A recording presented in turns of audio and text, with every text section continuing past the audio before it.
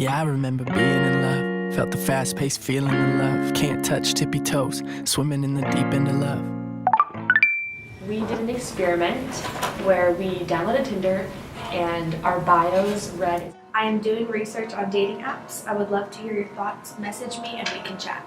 Regardless of if we were attracted to them or what their bio said or any notions that we might have made about them, we disregarded those and swiped right.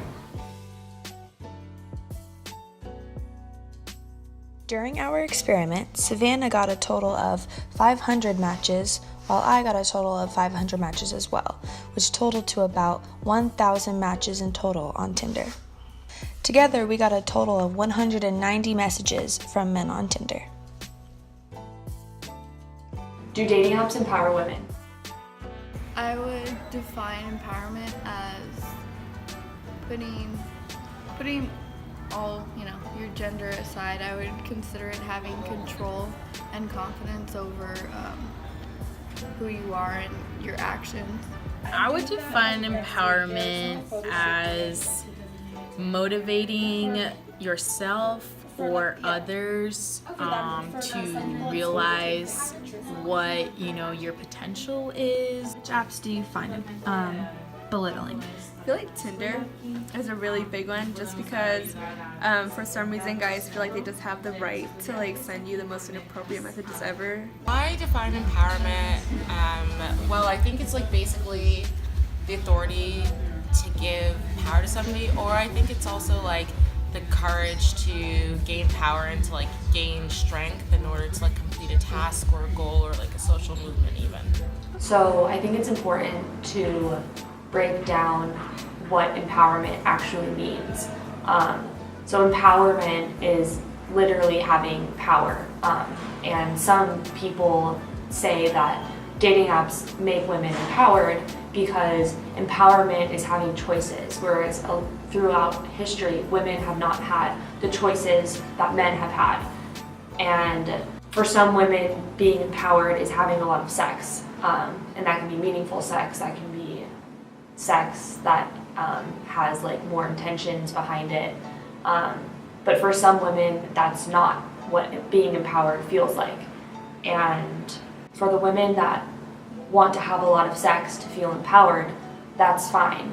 But the issue lies within the fact that, yes, you may have lots of self-respect for yourself, and that's great. But when no one else has respect for you, you're not going to feel respected, you're going to feel devalued and used. Do you think having a lot of sex is empowering? I think it is, but again, I think it depends on the person. If you are comfortable with your body and you really appreciate that and the control of being able to really possess your sexual power, then yeah. I just recently watched a Demi Lovato documentary again for the 5th time, and she really touches upon this, and she talks about how sex is not taboo and how she learned to explore herself and her body through not only emotions but sex. So I think that having a lot of sex can be empowering for some and not as empowering to others. So I think it depends on the person. Depends on who you're having sex with. If you're with somebody that makes you feel confident and that is really giving, it's really empowering. But if you're with somebody that kind of just makes you some kind of slam piece, and it's no. Person that is satisfied with that wants that, then that can be empowering for you. But I think if you just value more just less and closer connections, then it wouldn't seem you kind of feel a little bit empty or shallow from it. It wouldn't help fill you up with joy. It's your body. You can do what you want with it. As long as you're in control of your body and what's happening to it, I think that sex can be very empowering, because it is a very intimate connection with someone, and it's also an empowering moment for yourself to be comfortable enough with your body to share it with someone else. We are on our way to meet a guy guy that I was talking to on Tinder. He knows this is going to be an interview. He goes to Berkeley, and that's about all we know. So we're driving to Berkeley, and it's just... And now I don't remember the last time that I happy cried, when a simple surprise brought a tear to her eye. And now I hate when I remember all the happy times. Damn, I miss being in love. Already? Like right out here? Hi, nice to meet you.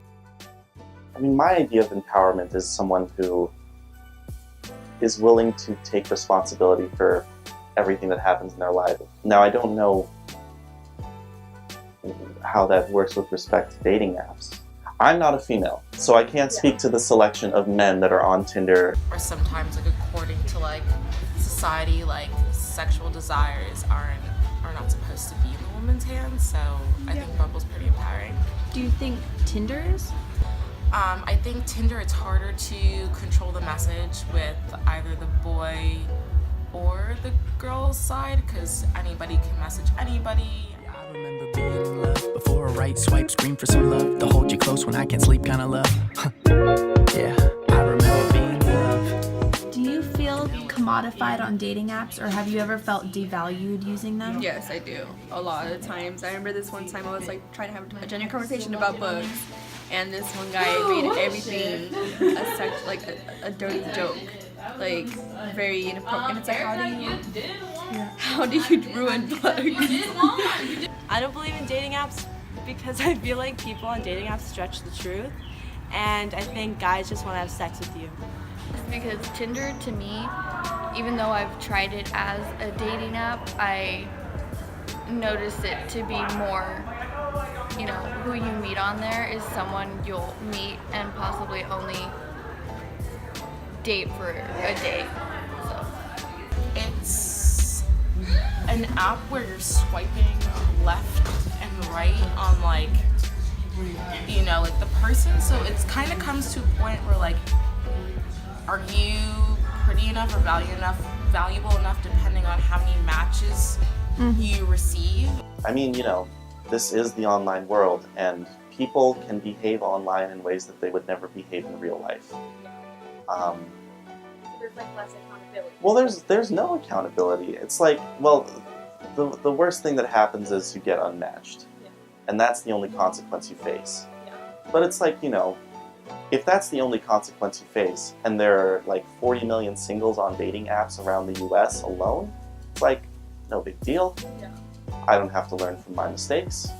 I'll just keep going. So, like, going back to this idea of everyone is treated like a commodity, it's like, well, if you can put a stop to that, like if you can recognize that you're being manipulated and genuinely say, you need to stop doing this or else something you don't like is going to happen, like,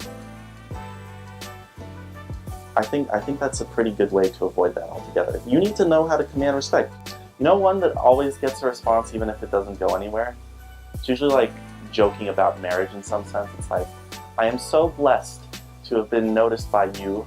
I would like to steal you away from the market before someone more handsome than myself comes along. The dating market. We're all window shopping when we go on those apps.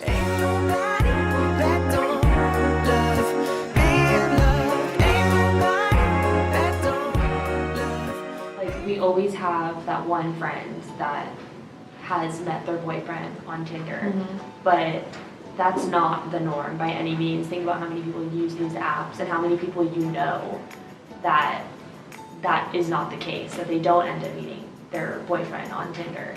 The more likes that you get, like the more you sort of value yourself, the more you think that others value you.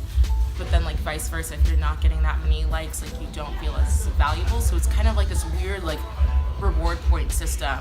What is the most common message from guys that you get on Tinder? Like, what kind of message? They're asking me if I'm free tonight. Dating apps give people different opportunities to meet people they may have never encountered or met in real life, But that comes at a cost, and you should use dating apps aware of these costs and just use them critically. Sit on my face when you coming over,